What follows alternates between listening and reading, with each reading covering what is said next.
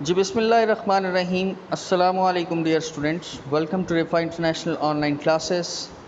آج ہمارا third lecture ہے سیوکس کا, جس میں ہم ڈسکس کریں گے تحریک علی گڑھ.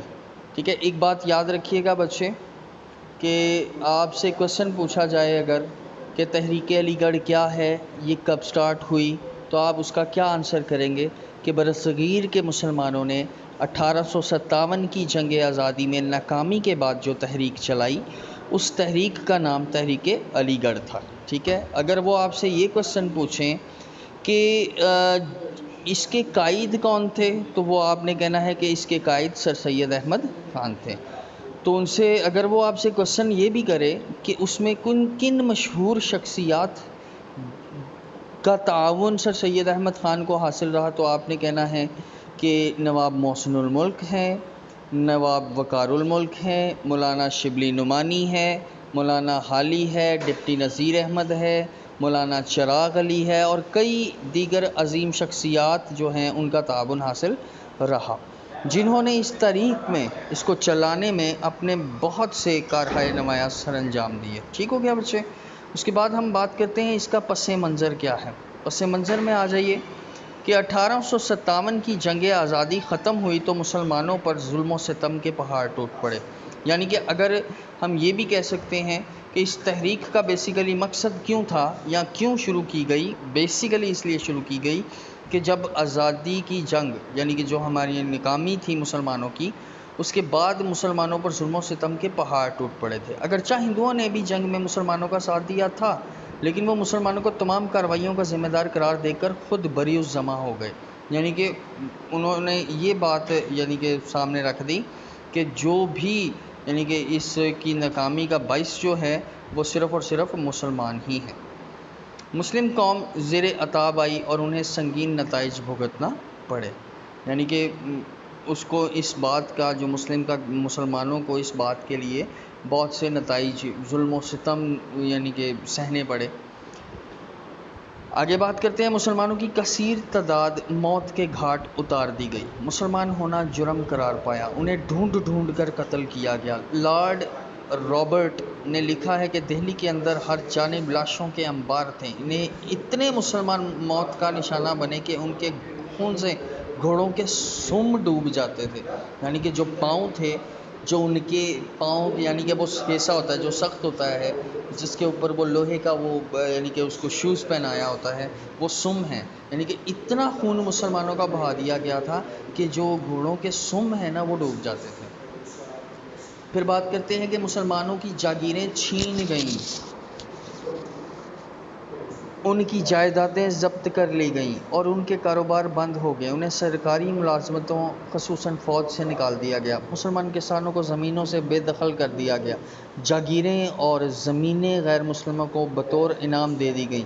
سر سید نے مسلمانوں کی حالت زار کا نقشہ یوں کھینچا ہے کہ کوئی بلا آسمان سے ایسی نہیں اتری جس نے زمین پر پہنچنے سے پہلے کسی مسلمانوں کا گھر نہ ڈھونڈا ہو. اللہ اکبر. کہ انہوں نے یہ تحریک بیسیکلی مقصد کیا تھا کہ مسلمانوں پر جو ستم, جو پہاڑ گرے, ان کا نقشہ سر سید احمد خان نے ان الفاظ میں کہا کہ کوئی ایسی بلا نہیں تھی جو آسمان سے نہ اتری ہو اور انہوں نے مسلمانوں کا گھر نہ ڈھونڈا ہو. معاشی و معاشرتی اعتبار سے مسلم قوم ذلتوں کا شکار ہوئی. یعنی کہ معاشی حالت بھی اور معاشرتی اعتبار سے بھی. مسلمان اپنی جانیں بچانے کے لیے دور دراز علاقوں میں ہجرت کر گئے اور اپنا نام بدل کر رہنے لگے. پھر بات کرتے ہیں مذہبی آزادیاں چھن گئیں, مسجدوں پر تالے ڈال دیے گئے. اللہ اکبر. مسجدیں بطور استبل استعمال ہونے لگیں اور مسلمانوں کے تعلیمی مراکز بند کر دیے گئے. مسلمانوں کی 100% آبادی تعلیم یافتہ تھی, لیکن آنے والے دور میں وہ تعلیمی سہولت سے محروم کر دیے گئے. اسلام اور حضور اکرم صلی اللہ علیہ وسلم کے خلاف نعوذ باللہ کتابیں لکھی گئیں. مسلمانوں کے مذہب کا مذاق اڑایا گیا اور ہر طرح ان کی دل آزاری کی گئی. پھر ہے جی, تحریک کا آغاز قریب تھا کہ مسلمان بالکل مٹ جاتے, لیکن خدائے بزرگ و برتر نے سر سید احمد خان کی صورت میں ایک عظیم رہنما کو مسلمانوں کی بہبود کی ذمہ داری سونپی، یعنی کہ ان کی مدد کرنے کے لیے اللہ پاک نے سر سید احمد خان کو چنا۔ مشکلات میں گھری ہوئی قوم کو سر سید نے حوصلہ دیا، ان کو مزید تباہ ہونے سے بچایا اور ان کے احیاء کی کامیاب کوششیں کی۔ خوش قسمتی سے بہت سی باصلاحیت اور خوبیوں کے مالک شخصیتیں ان کے ہم رکاب یعنی کہ ان کے ساتھ چلے۔ سر سید نے علی گڑھ کو تحریک کی سرگرمیوں کا مرکز بنایا۔ سر سید کی قیادت میں تحریک علی گڑھ نے بے پناہ خدمات انجام دیں۔ تحریک کی بدولت مسلمانوں کو سیاسی، اقتصادی، سماجی، ثقافتی اور مذہبی شعبوں میں بہت مدد ملی، اور وہ رفتہ رفتہ اپنا کھویا ہوا وقار بھی کہہ سکتے ہیں، مقام بھی کہہ سکتے ہیں، حاصل کرنے میں کامیاب ہو گئے۔ یعنی کہ یہ وہی شخصیت ہیں جن کی وجہ سے مسلمانوں نے اپنا کھویا ہوا مقام پھر سے حاصل کرنے میں وہ کامیابی سے ہمکنار ہوئے۔ سر سید کی خدمات کی وجہ سے انہیں پاکستان کے بانیوں میں شمار کیا جاتا ہے۔ تحریک علی گڑھ ایک کثیر المقاصد تحریک تھی، یعنی کہ اس میں بہت سے مقاصد چھپے ہوئے تھے، کثیر المقاصد، بہت زیادہ مقاصد۔ سر سید ایک ماہر تعلیم، وسیع الذہن، مذہبی رہنما، عظیم صحافی، منفرد ادیب اور دور اندیش سیاستدان تھے۔ دور اندیش، فور سائٹڈ، یعنی کہ جو فیوچر کے بارے میں بھی پہلے سے پلاننگ کر کے رکھے۔ ٹھیک ہو گیا؟ وسیع الذہن یعنی کہ بہت بڑا دماغ، یعنی کہ بہت شعور والا دماغ، بہت ذہین۔ مذہبی رہنما، مذہبی بھی تھے، عظیم صحافی بھی تھے، منفرد لکھنے والے بھی تھے۔ آپ نے اپنی زندگی میں جو کارہائے نمایاں انجام دیے، کوئی دوسرا کئی زندگیاں پا کر بھی ایسا نہ کر پاتا۔ انہوں نے ناممکن کو ممکن کر دکھایا اور ہر شعبے میں کامیابیوں نے ان کے قدم چومے۔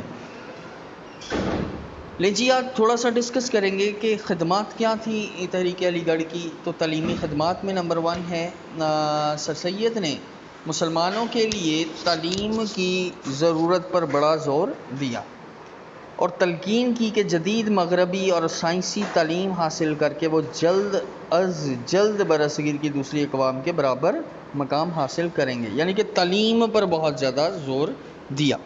ملازمتوں کے لیے مقابلہ کریں اور سماجی و اقتصادی حالت کو بہتر بنانے کی یعنی کہ کوشش کریں۔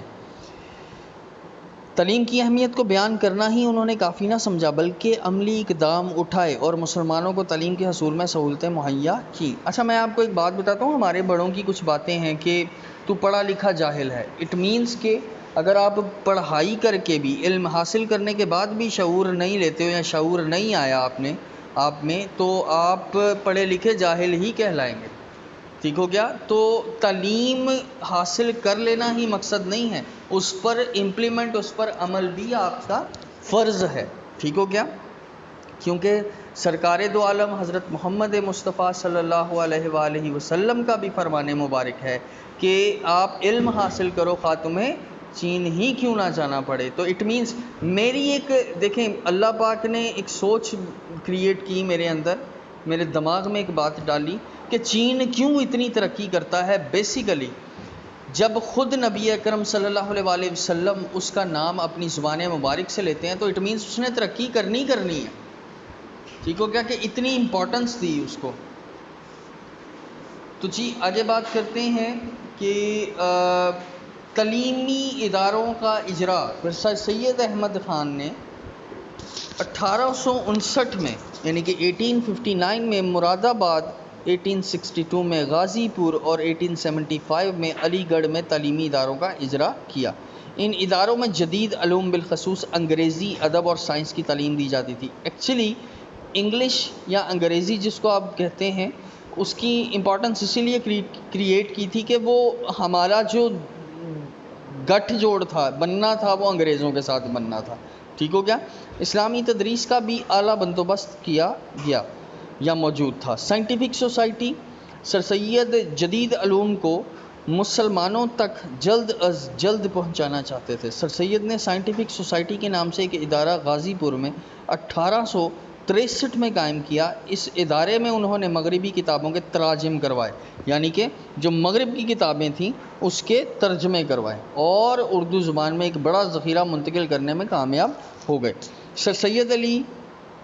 سر سید علی گڑھ تبدیل ہوئے تو سوسائٹی کا صدر دفتر بھی غازی پور سے علی گڑھ منتقل ہو گیا یا کر دیا گیا۔ سوسائٹی ایک ہفتہ وار رسالہ بھی شائع کرتی رہی جس میں تحریک علی گڑھ کی سرگرمیوں کا احاطہ کیا جاتا تھا، یعنی کہ جتنی بھی انہوں نے ایکٹیویٹیز کی ہیں، جتنی بھی سرگرمیاں ہوتی تھیں، اس کا پورا جو ہے وہ ایک ہفتہ وار رسالے کے اندر ڈسکشن اس کی کر دی جاتی تھی، یعنی کہ کنوے کر دیا جاتا تھا میسج۔ پھر جی جدید ترین نصاب، سر سید نے اپنے تعلیمی اداروں میں جدید ترین مغربی نصاب رائج کروایا، اور اس کی تخلیق میں انگریز اساتذہ کی خدمات انہیں حاصل رہی۔ اسلامیات اور مشرقی علوم کی تدریس کا انتظام بھی بالتخصیص کیا گیا، یعنی کہ اس میں اس کو بھی شامل کر لیا گیا۔ سر سید نے قرآن پاک، سائنس اور انگریزی ادب کی تدریس بیک وقت جاری رکھی، یعنی کہ انہوں نے اس میں کوئی گیپ بالکل بھی لے کر کوئی گیپ نہیں آئے۔ علی گڑھ انسٹیٹیوٹ گزٹ آپ کو بھی پتہ ہے کہ ایک پہلے ہمارا ایک رزلٹ آتا ہوتا تھا، وہ گزٹ پہ ہی آتا ہوتا تھا، تو یہاں پر اس گزٹ سے مراد کیا ہے تو وہ دیکھ لیتے ہیں۔ سائنٹیفک سوسائٹی کے زیر اہتمام 1866 میں علی گڑھ انسٹیٹیوٹ گزٹ نکالا گیا۔ اس رسالے میں تحریک کی سرگرمیوں کی خبریں بھی شائع ہوتی تھیں، اور برصغیر کے عوام کے معاشی، سماجی اور سیاسی مسائل پر مقالے بھی لکھے جاتے تھے۔ یہ گزٹ انگریزی اور اردو دونوں زبانوں میں شائع ہوتا تھا۔ پھر ہے جی ایم اے او کالج کا نام بیسیکلی پورا اگر آپ دیکھیں تو وہ محمڈن اینگلو اورینٹل کالج ہے۔ 1877 میں علی گڑھ میں مشہور زمانہ علی گڑھ کالج کا قیام عمل میں لایا گیا۔